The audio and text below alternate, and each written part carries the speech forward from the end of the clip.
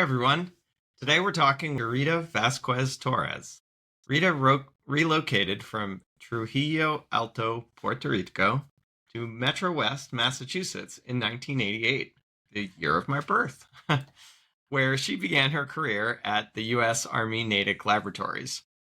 With a background in Spanish literature and English as a second language, Rita transitioned from education to government service, rising through the ranks to become a security specialist and later leading public-private partnerships for the U.S. Army.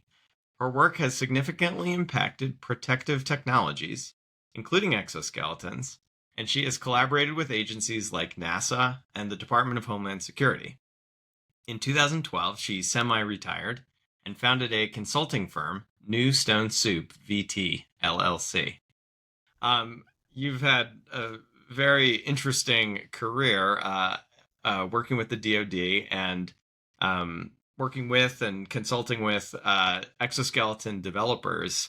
Thought you could just set the stage by sharing a little bit about where your interest in exoskeleton technology began and, some of the highlights of the journey so far.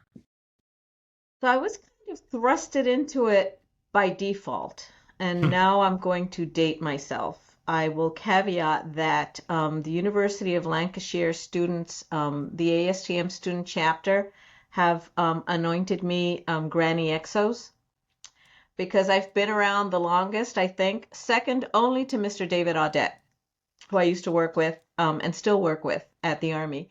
I was kind of thrusted into it because if you go to the early 2000s, there was this project that came out of Berkeley, and it was called the BLEEX program, BLEEX, and that was one of Dr. Kazaruni's first babies.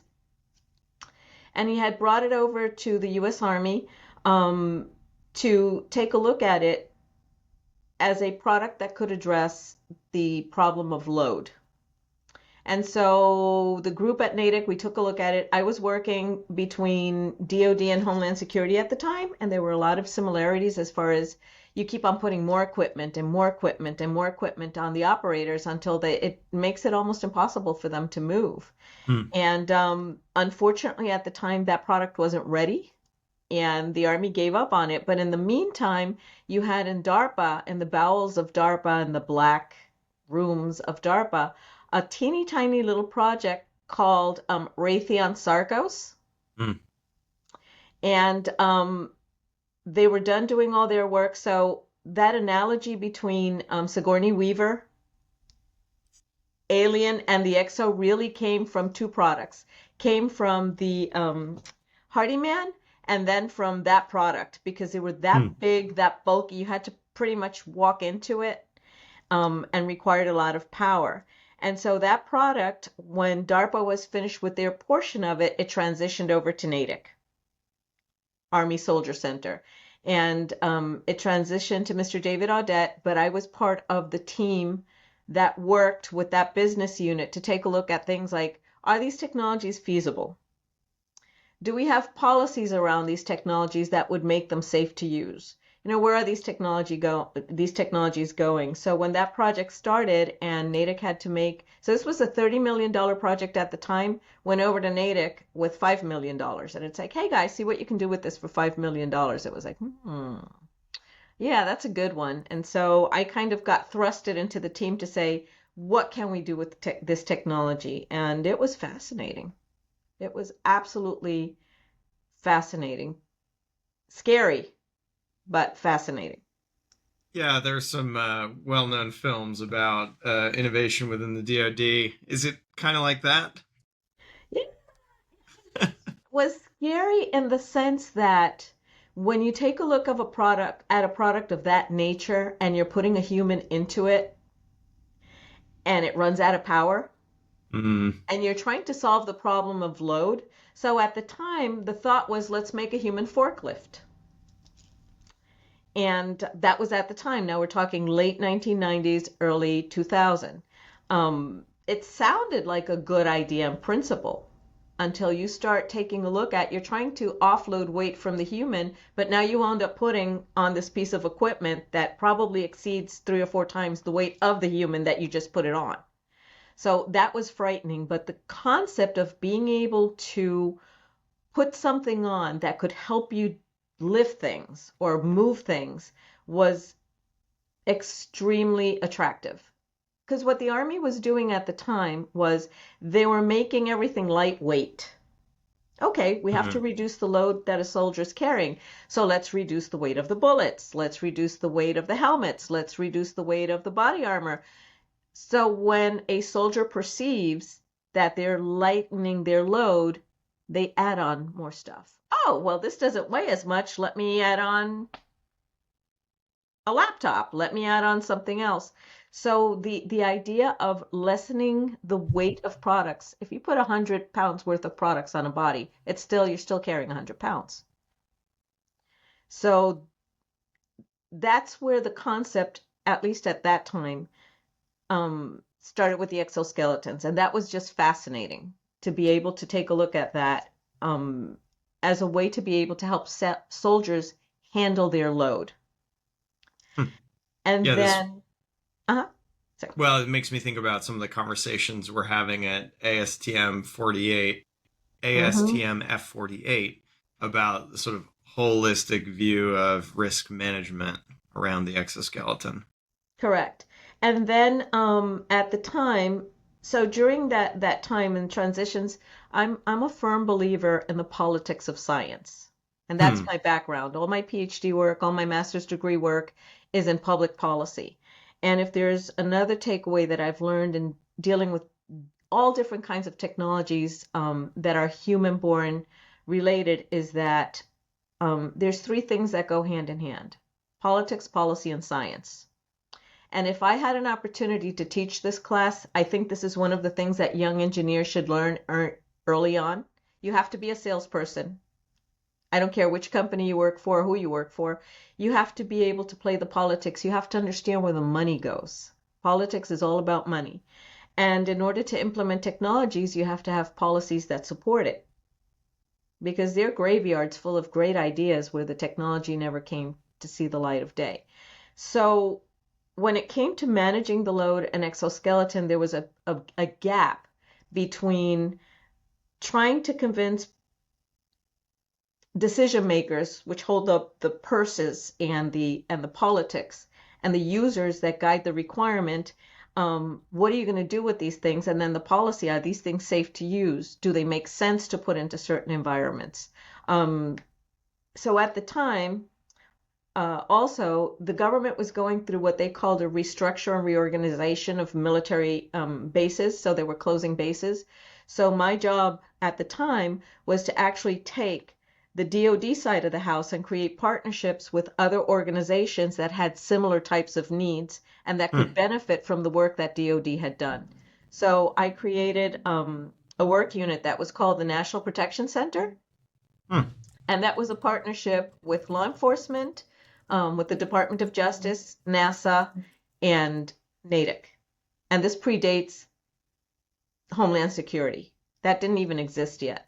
And this came as a result of the Oklahoma City bombing that occurred in 1996 in Oklahoma. So now you have, I'm going to take a step back in all of this because I know I'm going fast, but think about right now all the emergency responders that have to clean up after all these hurricanes, that have to be carrying all the equipment that they need to carry, that have to be able to, the National Guard, the conga line that you see taking the pallets of water from here, here, and here, here, here, and here, and they're moving this way while they're carrying load, but that's not the only thing that they're going to be doing. Then they put that down and then they have to go carry something else.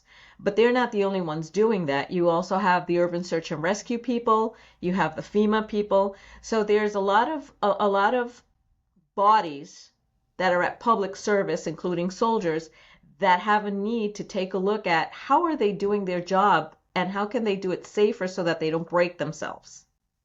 So in that transition, that was the world that I was working in. So when I started looking at exoskeletons and looking at what would the law enforcement officer of the future, for example, look like, I found it very intriguing what we were doing at the Army, to see how that would apply to law enforcement, for example. So that's how all of this started evolving. And then we had 9/11.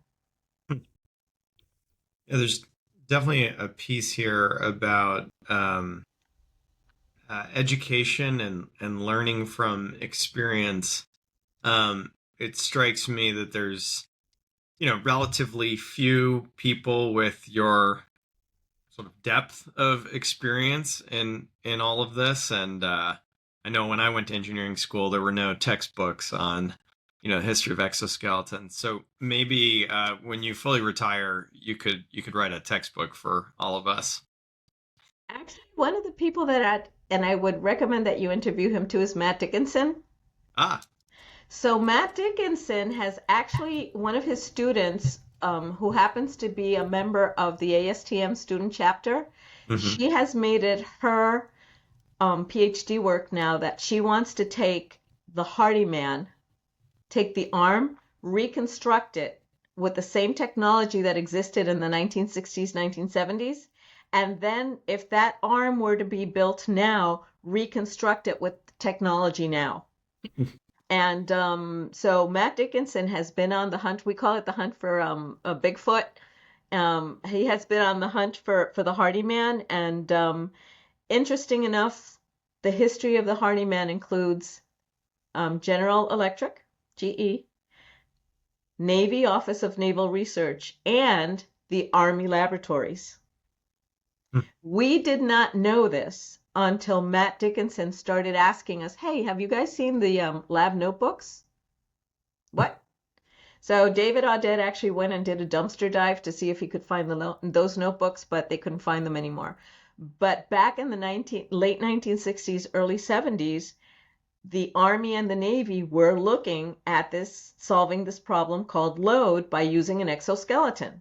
So that's how far back we go. And then there was that big blank that happened, and then all of a sudden we show up again. So there was nothing happening in exoskeletons until the late 1990s.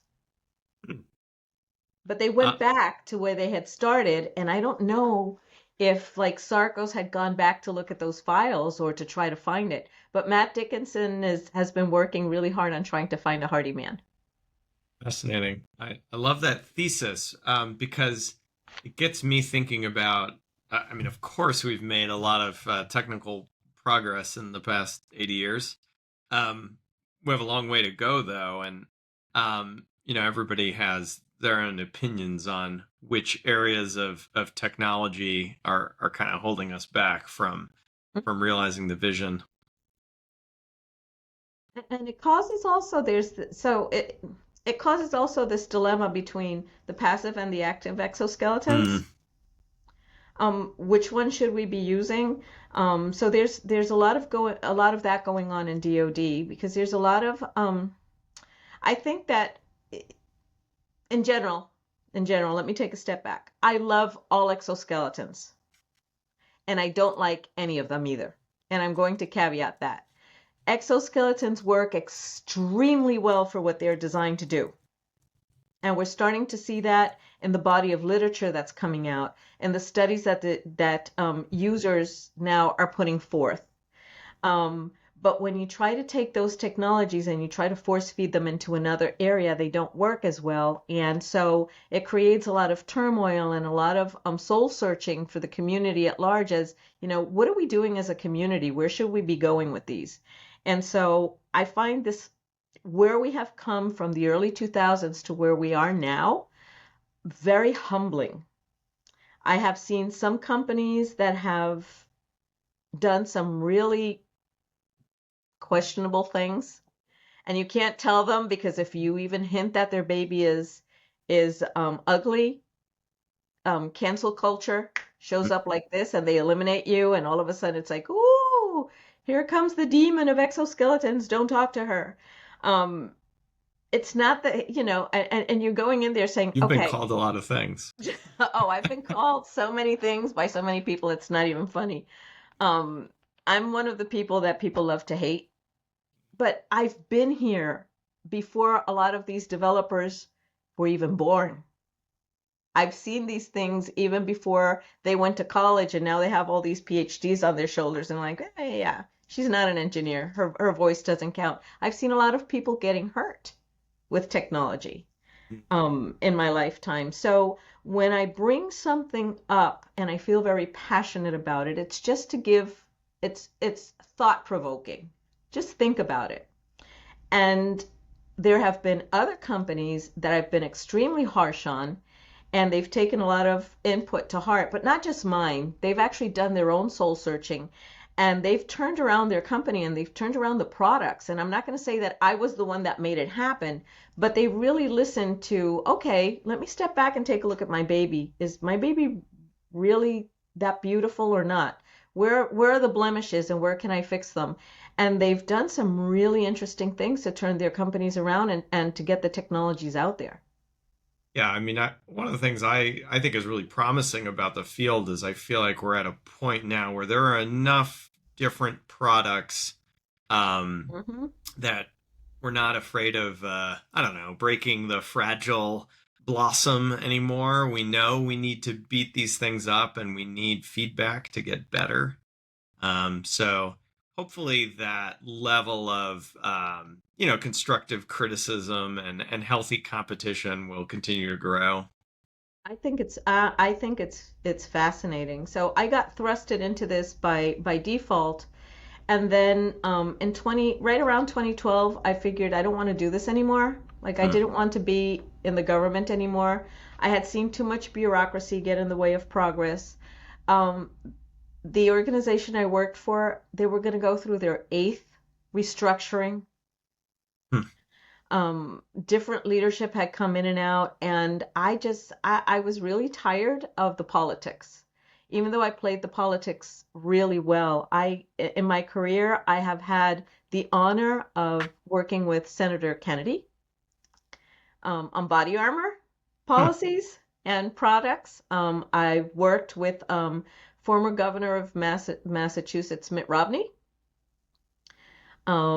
I've had an opportunity to work with Senator Elizabeth Warren and her office, and a whole bunch of really interesting characters in our political life that have across the spectrum. So I've had a very interesting career and worked with a lot of different technologies.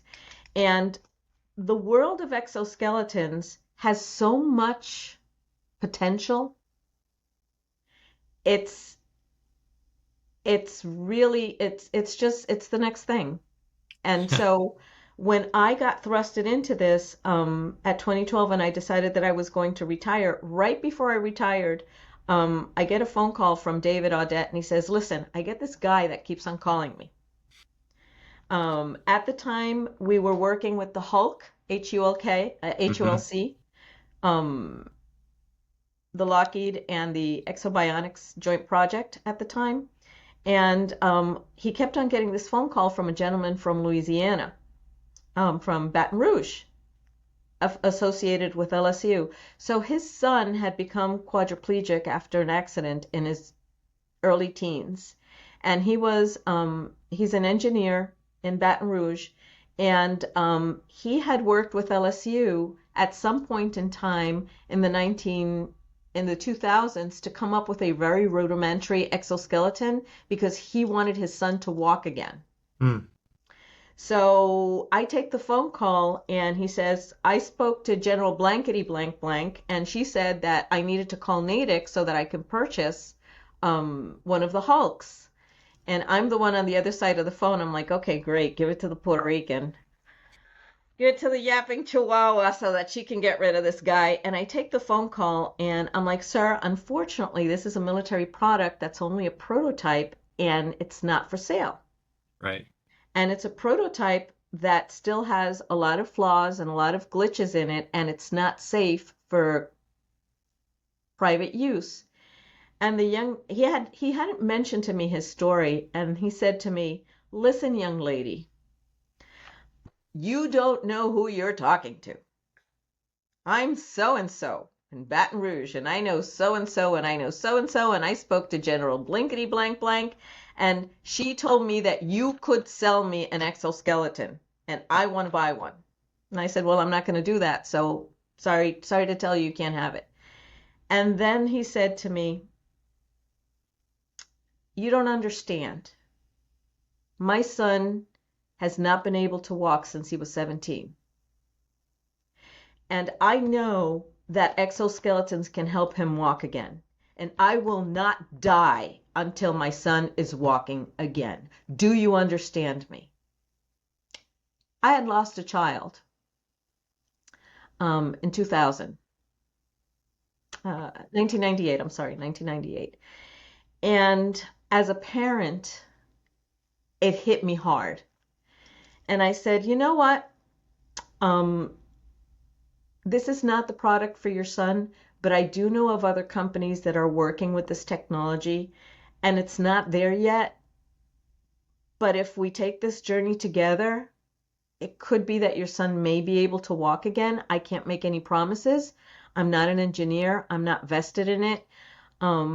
Fast forward to now, this gentleman had just turned 90. His son is in his 50s.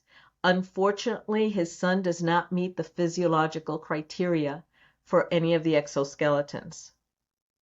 So he's been working with more advanced wheelchairs and other kind of assistive devices. Although I did see him walk once in his in one of the Exobionics products while it was tethered, and that was game changing for me. That was completely and absolutely game changing. They're a very devoted Catholic family from Louisiana, and they call me Saint Rita. and That's an honor. because I never gave up on the exoskeletons. And the son said to me, if I can't walk again, just make sure that you stay involved to see other people walk again. And that's why I'm a pain in everybody's butt when I get on LinkedIn. Yeah. Because I promised that I would not give up. And it is my hope, if there is a trade someday for exoskeletons, or if there's some sort of group that something have his name. His name is Sloan Dumite out of Baton Rouge, and carry his name because he said, you know, if my father never gave up, and this man is stubborn as all get out. He is one of the loveliest people you'll ever meet, and that family is very dedicated to their community. And Sloan's position is, if the gift isn't here for me, I want to make sure that other people can have the gift. And that is why exoskeletons for me are so personal. They're political and they get personal. And greed in this environment, I can't tell you how much it torques me.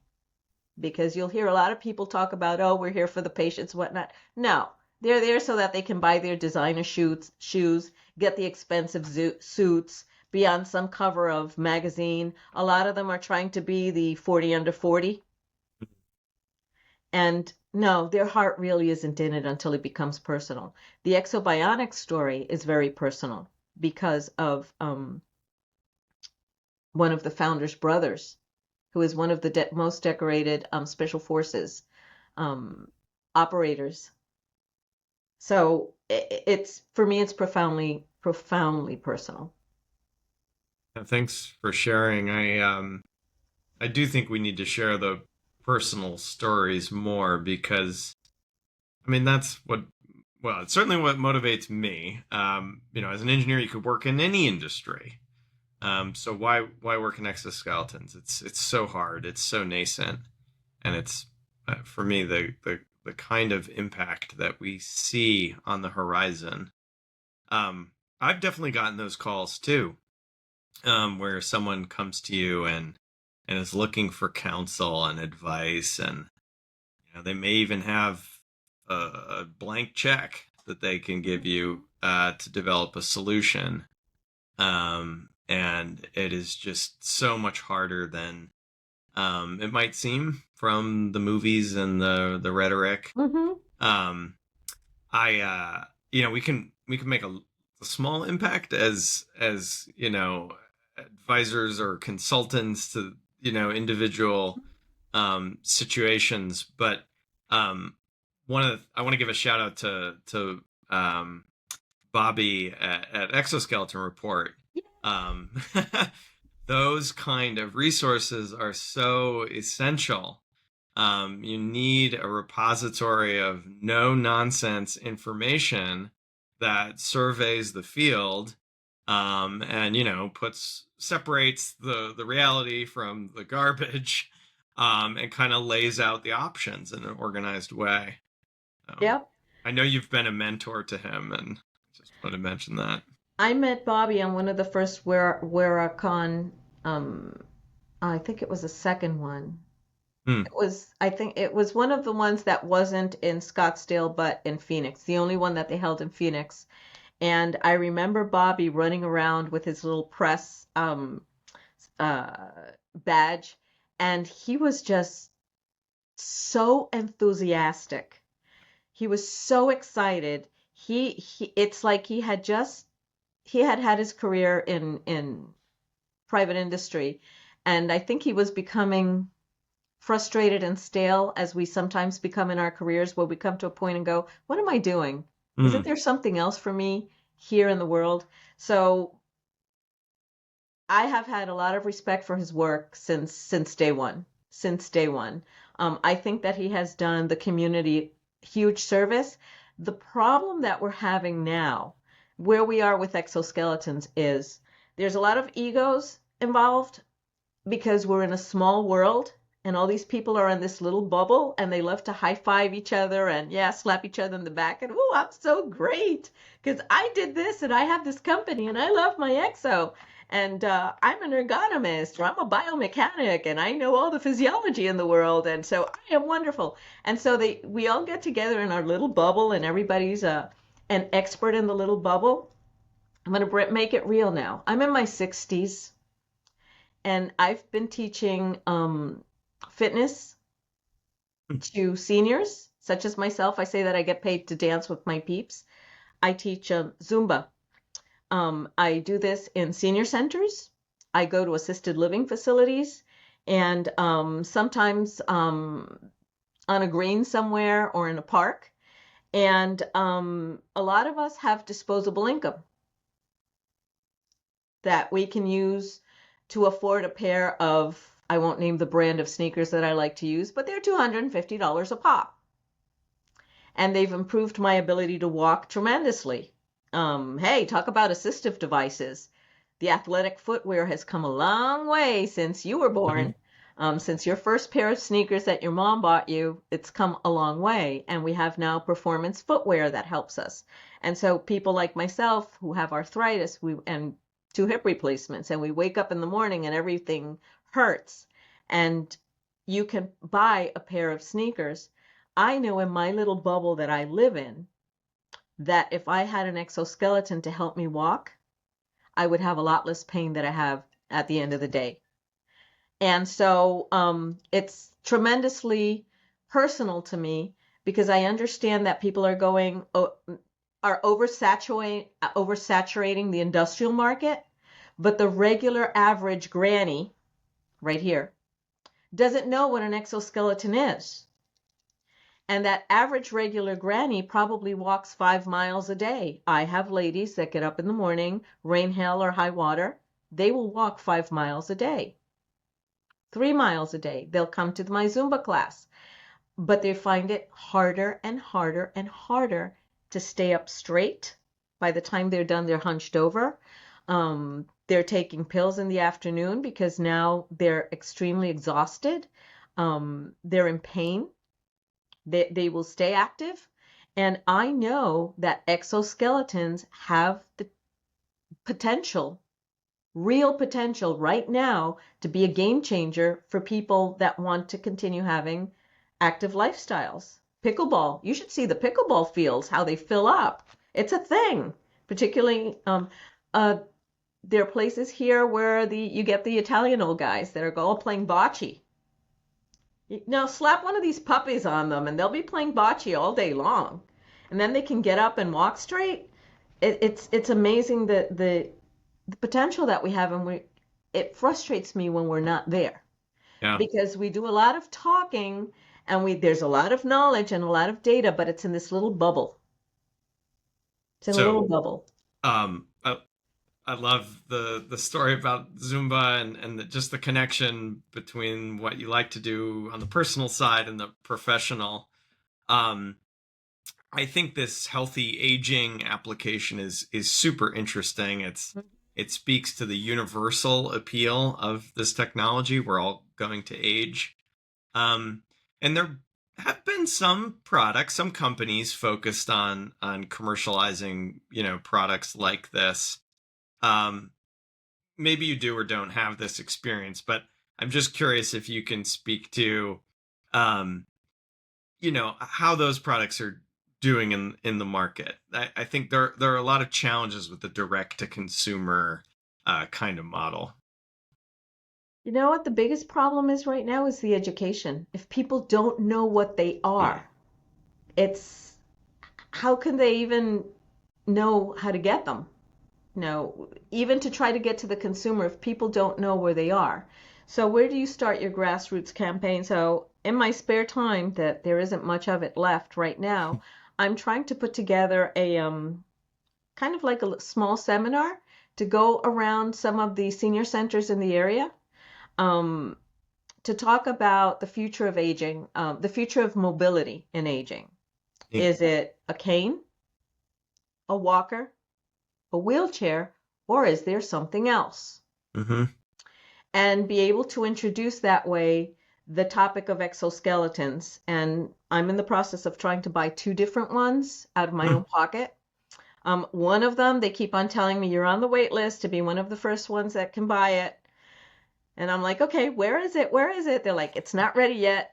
What color can I get mine in? It's not ready yet, but it's coming. Okay. We haven't decided how much it's going to cost. I don't care. Yeah, just don't slap me with something that's going to be more than $3,000, for example, for walking or for, or for the hips. But I would like to be able to own a couple of them because the only way that people can know what they are is if you show them what they are. Mm-hmm.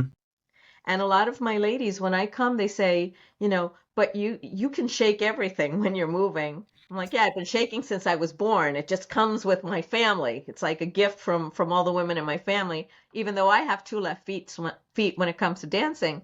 I'm like, but don't you think for 1 second that when I'm done here, I'm not in pain. Right. Like at the end of the day, I have nothing left in the tank. I can go weight training in the morning, teach two classes, and by 3 o'clock in the afternoon, my brain is fried, completely fried. 10 or 15 years ago, that wouldn't have happened. And I know that if I have an assistive device at a bare bone minimum, okay, I'll try not to push myself more than I should, but I know that at a bare bone minimum, at the end of the day, I won't be popping pills or hooking on massage equipment on my body or doing Reiki for an hour or trying to get into a yoga pose to stretch my body out just to manage the pain. Um, so I'm trying to figure out if there's a better way where I can take the message out to people. And I think that's the major concern. One of the major challenges is, and why we don't have a market is, it's the education. Mm. So let's use Bobby, for example, an exoskeleton report. And I can't wait to see his interview. Um, I think that if there were a way, and he doesn't have the bandwidth to do this, to be able to introduce exoskeleton report to STEM programs in high schools, it would get students interested in mobility. And now you have a teenager. I used to be a high school teacher. Now you have a 15, 16-year-old that's in a STEM competition, and grandma comes in with a walker, and he can look at grandma and say, you know what? I may be able to do something so that grandma doesn't have to use that walker. In our session, Bobby described getting into the exoskeleton field through a love of Legos and being Mm-hmm. able to build exoskeletons as a kid. We're also actually interviewing this season Elaine, an author who wrote a book on wearable technology. Nice.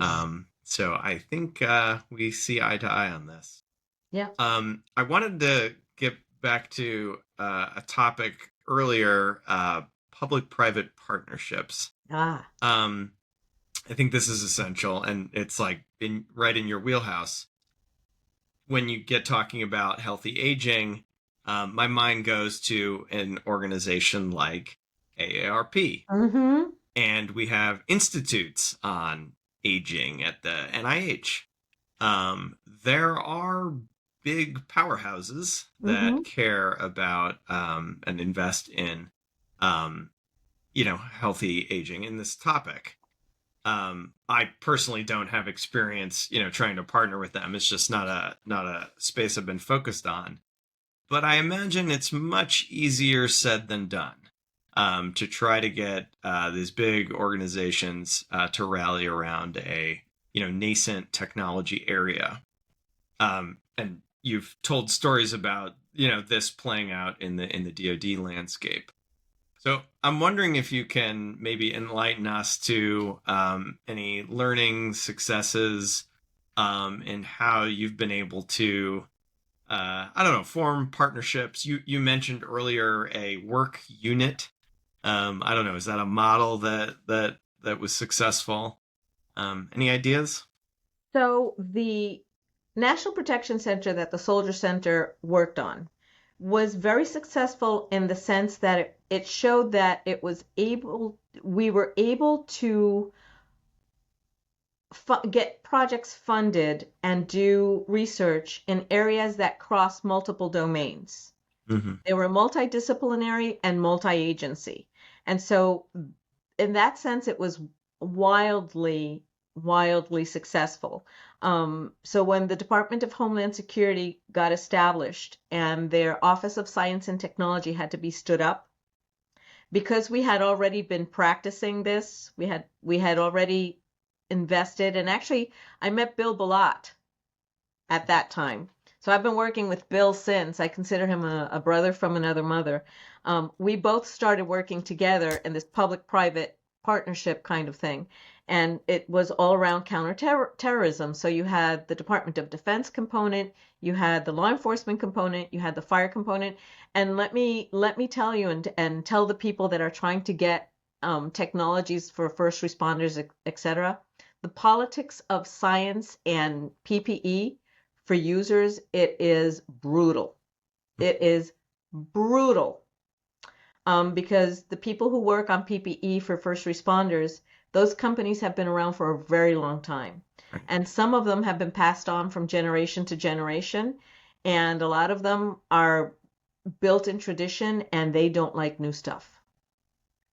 They don't like new stuff. So you have to learn how to navigate old school to be able to get the new school in there. I think that with the main component is you have to have time. It takes a lot of time. You have to have the bandwidth, you have to have the time, and you have to have the grit because you're going to take a lot of punches on the road to create partnerships, but to try to preach the gospel. Money talks. So in order to make money, you have to bring money to the table. I think a lot of the young producers get frustrated because it costs so much money to build a business.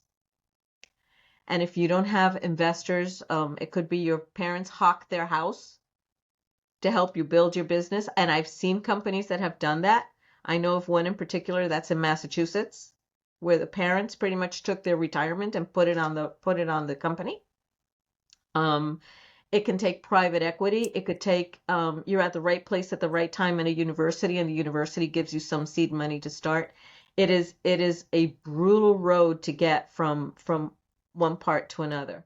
I would venture to say to those companies out there that are willing to take the challenge, I would be more than happy to help out as far as providing insight and guidance to navigating that. Maybe put some of my time. By the way, did I mention I'm about to retire? So it's not that I don't need it, but money is not the driver for me. Um, so things like AARP, all you need to do is find me the right connection, find me the button, find me the button, and I'll figure out how to go push that button. Because there are ways of doing this. And you have to really, again, politics, policy, and science. Of those three things, the least important of them is the science. If you don't have political support and money, you could have the best science on the planet. It'll go into the graveyard and die a very ugly death, and it'll be there. And trust me, I have seen them. I know where there's graveyards full of incredible technology, did not get through the politics, did not get funded. So as long as you can find the right button to push, the right person, and you can give them the right pitch, that's how it starts. And then it starts like a little spark, and then all of a sudden the forest burns. But it takes a lot of grit, and you're going to get a lot of doors slammed in your face. Yeah, and getting good at asking for help. Thanks for the open offer. I'm curious to see who comes out of the woodwork.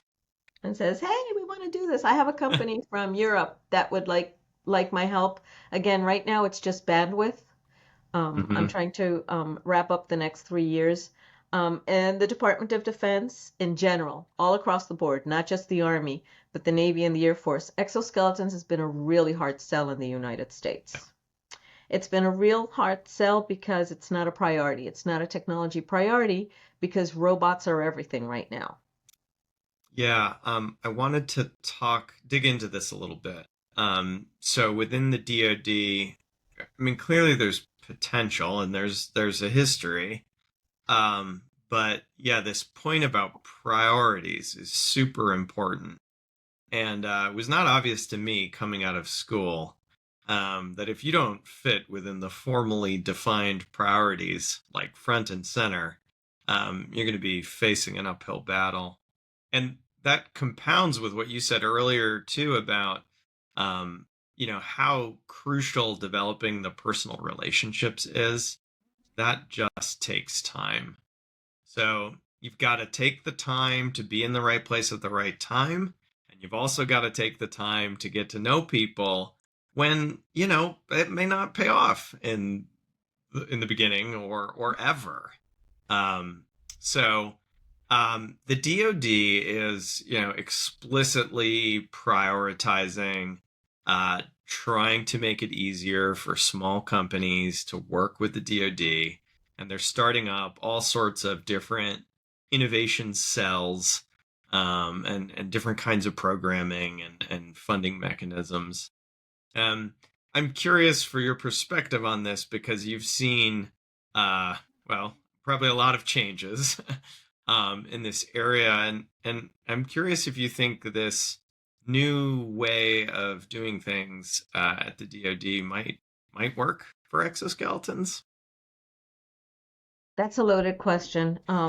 So again, my position represents my position and it does not represent that of the U.S. Army or the U.S. Department of Defense. This is just my opinion For sure. formulated based on years and years of almost 40 years now of working in this environment. Again, it's all about politics.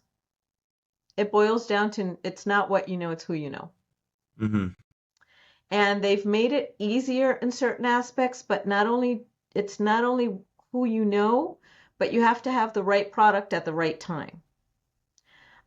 There's a thing called appropriations, authorization bills and appropriations. And that pretty much one tells the government you can't spend the money on this thing. And the appropriation puts the money behind it. So the Department of Defense or the government in general, they'll have authorization bills and appropriations. And it's not always clear. Sometimes a technology area will be hidden, and now I'm giving you politics of science 101. That line for the money may not always be clear because it may be hidden behind something else. That's what we call pork. And that's just normal. That's just the way government in general gets things done. So even though the government has opened up some channels to try to make it easier, it's not always that simple. You have to be at the right place at the right time and have the right product at the time. And those priorities are going to change every time an administration changes. So there was one particular company in my past that had been trying to do work with the Army, and they had been trying to romance some of the point of contacts there, and then not knowing where to go is another thing. So they would go over to all the different schools, the infantry school, the Fort Bragg, what used to be Fort Bragg, and go knock on the door with their product. And then they'd go over somewhere and say, oh, but I showed this to so and so and they were very enthusiastic about it. Well, that doesn't necessarily mean that that person that you spoke to is the one that makes the decisions about that technology. And so when you go into the appropriations and you look at the different funding lines, there is no existing funding line across DoD. This is public information. If you know where to look, you'll find it. You'll not find it. There's no line that says we're going to spend X amount of dollars on this particular technology. Because there's also in the Army, there's no requirement. So you need a requirement document that specifies what the technology is going to do so that you can invest in that product or buy the product. Now, that could all be superseded by somebody with a lot of stars on their shoulder that really wants that technology and says, we will get it. But in the normal process, you have to follow these different steps. And so I remember telling this person, there is no line for these kind of products. However, there had been some visionaries that had put a wedge in language within the S&T world. And when an opportunity came for universities to work with a military institution, there happened to be a justification enough to say, oh yeah, let's put some money into it and give it a try. And then I got called a liar. Well, you told us that there wasn't any money. You happen to be at the right place at the right time, and it doesn't necessarily mean that that's going to repeat itself. So Right. those little sparkles of being at the right place at the right time can happen, but it's not that easy. So right now, as far as priorities for DoD, exoskeletons are still one of those where meaning we, Department of Defense, don't know what to do with them. Mm-hmm. They know they could work. They're not sure where. They know that if they were going to ask for one, it would have to have certain qualities to it that nothing currently in the industrial market would be able to hit 100%. So because the Army, again, DoD, not the Army, I'm talking DoD across the board, because they have these acquisition policies in place, it's hard to find that one-for-one match. That said, all the components over the last, I want to say 15 years, the Navy, the Air Force, the Army have done pockets of work here and there to try to figure out where can we put these technologies so that they have the biggest return on investment. And that hasn't stopped yet. Thank God. It's so tempting to try and systematize innovation, like create a repeatable process. Mm-hmm. A lot of us are engineers, but that's just not always possible. You so much of it is relying on serendipity, human relationships, and all the squishy aspects that are kind of hard to teach, and just you have to learn the hard way. I I think we're obviously making progress as an industry. It's Yes. just a question of I think of generations. When you start to have new technology be normalized by the rising stars who are working their way up for the first time, I feel like that's maybe the next wave of change that we'll see. So if we can get to the level of education about exoskeletons where it's being taught in high schools and it's in the AARP magazines, well then the obvious question will be asked, where are the exoskeletons?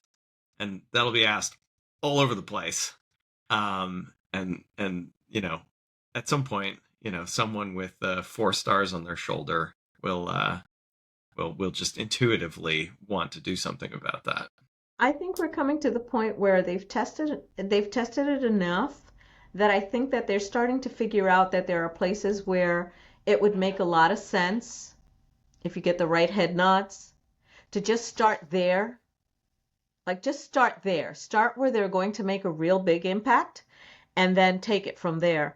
I think that some of the biggest impacts right now in DoD, and this is just my personal opinion, may be for medical personnel that are in the hospitals, the nurses and the surgeons.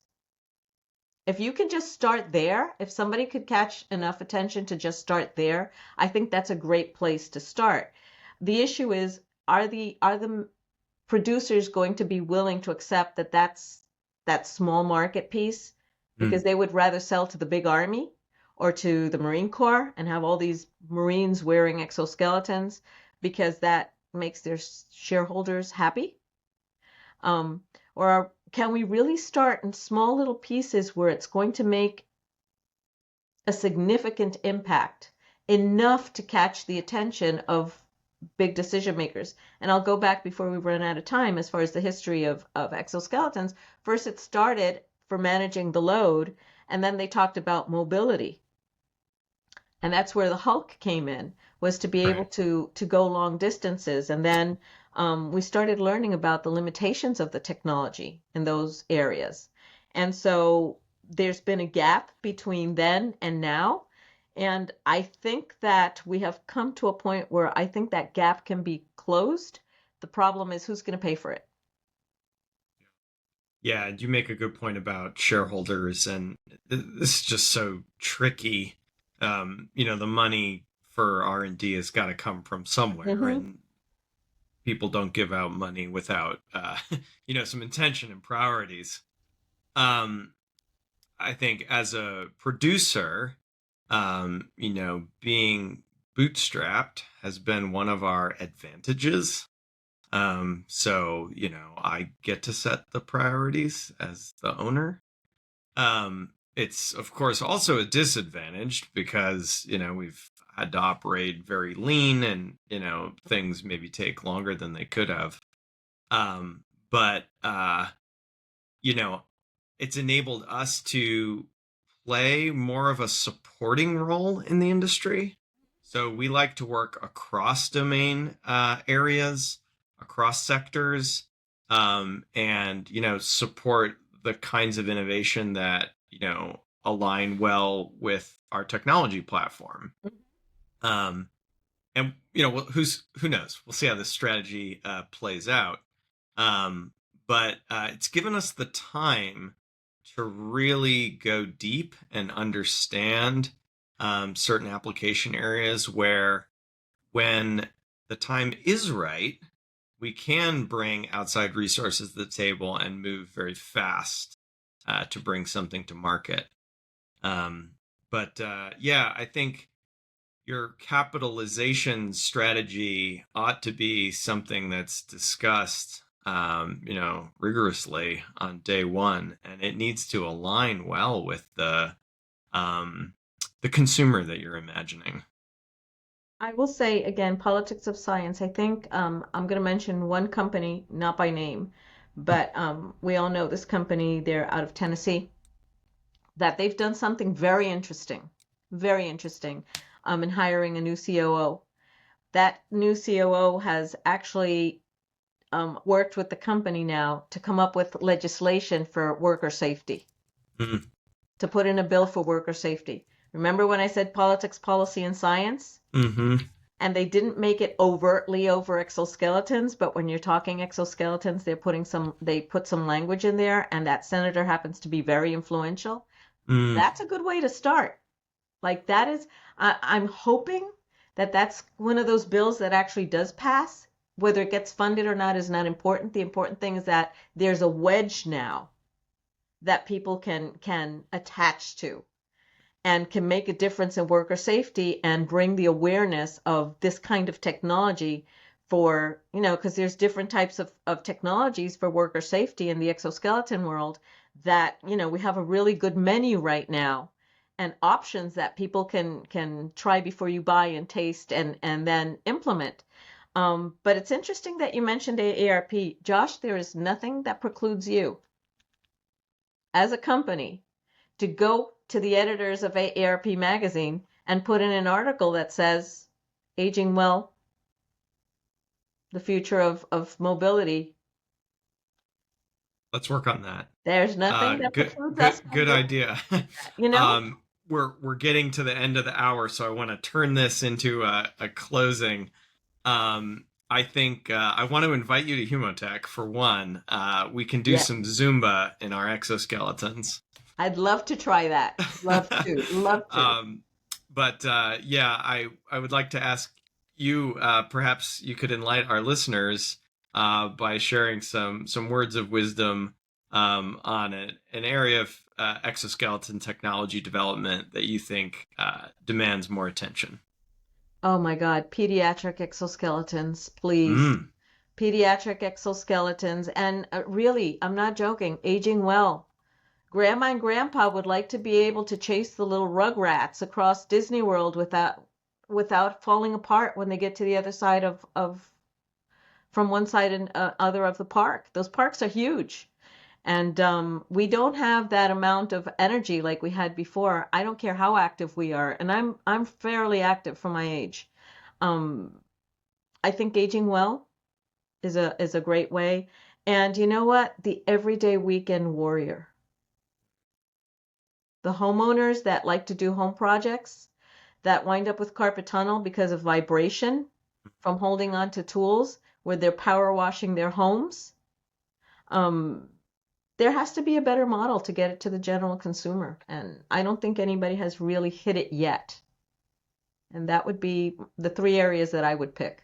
Interesting. Thank you, Rita. Yeah, we all have our biases based on our life experience, including ageism.